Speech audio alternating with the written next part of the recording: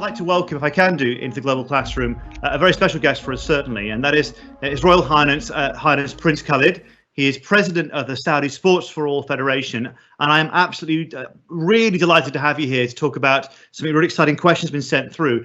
So Prince Khaled, welcome to the Global Classroom. How are you?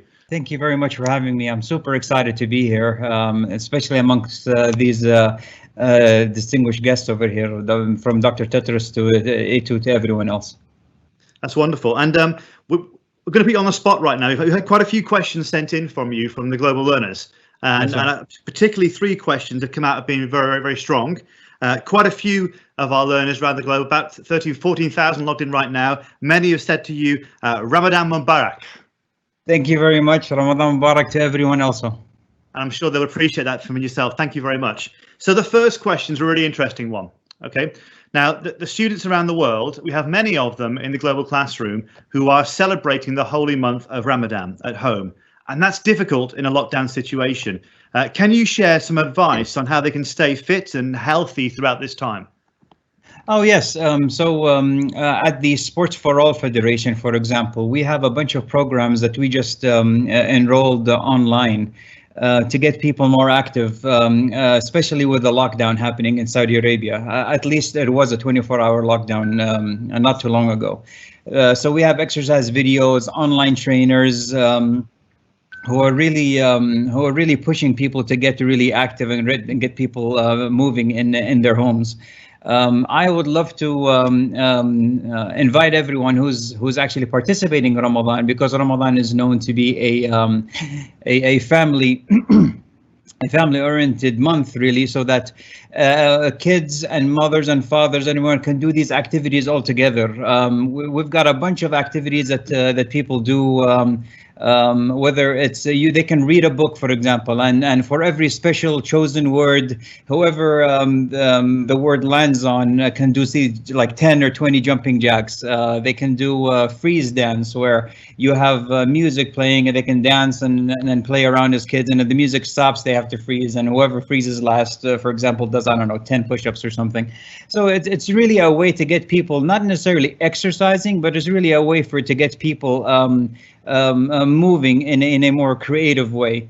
I can't emphasize enough the importance, however, on going outside. Whether there was a 24-hour lockdown, whether it's a partial lockdown, you have to get your vitamin D. You have to get your vitamin C. You have to get your vitamins in. You've got to get the sun. You've got to stay away from the sanctuary that you've built around the 4 walls that you call your home, and really understand that our home is our planet. So you go outside, and whether you're outside in nature or outside in the city, just get some fresh air, especially now. You know, there's a lockdown now, so we've seen LA has never seen this much clarity in recorded history. New York is the same. China, many cities in China. So there's no excuse right now for someone to go outside and actually smell some fresh air, get some sun, get some vitamins in you, because your immune system is what's going to be the first line of defense to fight you against this virus. Not a vaccine, not medicine that's supposedly going to come out in the next 6, 12, 8 months, whatever the heck it is. But it's your immune system that's going to be the first and foremost most important thing that you can use to fight against this virus. Thank you very much. I think the message there of staying healthy, staying fit is such an important one, isn't it? And keeping our body and our minds healthy, key aspects of what we're saying today through all of our guest messages coming through. So that was really wonderful. Thank you. And I'm trying to imagine all the games playing at home to stay fit with my children as well, and take that on board. Some great advice. And we all know that perhaps the environmental impact has been a really positive one from the lockdown around the world. And I know in our second series on the Global Classroom, we're coming to look at the idea of one global planet. And I think there'll be some interesting reaction from that. Now, our second question is a good one for you, certainly. One of our pupils has written into me asking the question to pose to you, which says, they want your advice about healthy eating. They're from a family themselves who eats quite a lot of red meats as well, and they want your advice on how to successfully reduce this and bring in more fresh vegetables and fruits into their diet. So let's start by saying the obvious. Meat is not necessarily, well, it's not necessarily, it's just not a staple in when it comes to nutrition. So you can always get whatever you get from meat through all sorts of food. And what I like to think of it is like, I'd love for people to think about eating the rainbow. So eating all sorts of colorful fruits and vegetables, legumes, rice, beans, nuts, seeds, all sorts of the abundance that nature and God gave us isn't necessarily limited to animal flesh. One of the most important things that the World Health Organization even categorized red meat as a class carcinogen for humans in Group 1, and that's the real issue for people to really need to understand, because just lessen the amount of meat that you eat in a week is going to take you a really long way. That's one thing. And another thing that's really important that I wanted to mention here is that eating your fruits and vegetables, nuts, seeds, legumes, and everything will give you the immune system. It will boost your immune system, give you the vitamins and minerals that you need to fight off any potential diseases that we're going through right now, or any ones that are less scary, so to speak, in the future. So there are no downsides to lessening meat. You can always go for lentil stews. You can go for tofu. You can go for all sorts of ways that you and your family, especially now with lockdown, with you and your family can go online and really learn the thousands of recipes that are available just through a few clicks. I mean, YouTube has got this amazing guy who's a real dear friend of mine, a Vanguard vegan, Gaz Oakley. He's got a YouTube channel. There's Mary's Test Kitchen. There's Peaceful Cuisine. There's Hot for Food, which is an amazing website that I go to. So really focused on eating, focusing on changing your eating habits. And now is the best time to do it, simply because we've seen the issues that arise from the overconsumption of meat. And I can't emphasize enough how important it is for us to right now to make a stance and really make an effort, a conscious effort, to lessen the amount of meat and to lessen the dependency on foods that are not really fueling us, but are really hurting us and really hurting the environment. And we've seen that we're all interconnected. You hurt the environment, guess what? It comes and hurts us back. And we're actually living this. I did expect something like this to happen, but not to this extent. But this is how we need to treat nature with respect, and that's how I would really welcome these families to start changing these habits that they have.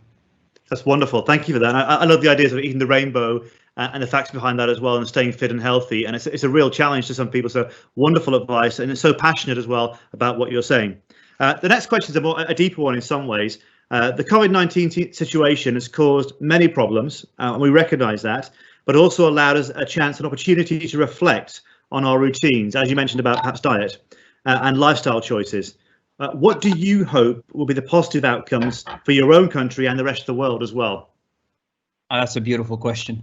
This is a really good question. And I would love to hear, if you don't mind, I'd love to hear Dr. Tedros' take with his closing remark on what boils, what really comes down to this question. And from my humble point of view, it all boils down to one thing: it's decisions. What decisions can we make to really, as a nation or even as an individual, to consciously make an effort for these issues not to happen again? Where we source our foods is a key contributor. I keep hearing this phrase, when are things going to go back to normal? The last thing we need is for us to go back to normal. I mean, everyone just needs to wake up for a second and really think about what the word normal means. Normal got us to where we're here, to where we're at right now, and we need to focus on the fact that there are a lot of scary diseases out there that are zoonotic diseases. About 60% of them exist right now through animals, and about 70% of them are evolving to become serious diseases from animals. So we clearly have an issue with the way that we're treating animals and the way that we're treating we're treating ourselves at the end of the day, because the fact of the matter is the way we treat animals is coming back to haunt us as we speak right now. So whether it's mad cow, bird flu, salmonella, E. coli, MERS, swine flu, or COVID-19, we have to understand that there is a better way to source food right now. And the fact of the matter is, we've seen very credible technologies right now coming out through Silicon Valley, through other areas around the world that really are going to put a serious dent on how we source protein. Or rather animal flesh protein. I'd love to, for the kids out there, because at the end of the day, you guys are the future. You guys need to stand up and understand that this issue right now is a real issue, and it will affect you. It won't affect me at the end of the day. It won't affect anyone else. It won't affect my father or grandfather. It's going to, God rest his soul, it's going to affect you and your children. And this is why you need to stay informed. Just a quick statistic, if you don't mind. Do you know that a quarter pounder or a hamburger takes about 600 gallons of water to produce? And let me give you a perspective what that means. That's about 35 showers if you factor in taking 8-minute showers of wasting water. It's insane. So we have credible companies that are really able to source alternative protein through plant-based alternative proteins, all cellular agriculture, that are making these differences. That are making serious differences in the world. And countries need to step up. For example, the UAE have appointed a state minister. Her name is Her Excellency Maryam Al-Mehri, a lady that I absolutely adore and look up to. She is in charge of food security. This is the first of its kind worldwide. Other countries need to copy. They literally need to copy the UAE in handling and how to handle food security in the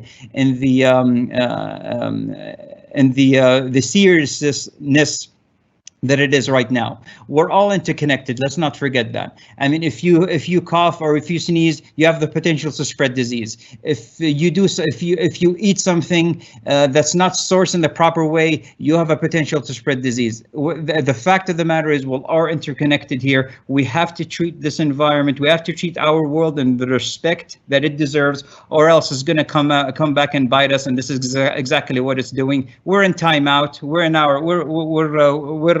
It's told us to stay in our rooms and think about what we've done. I hope that we learn from this long timeout.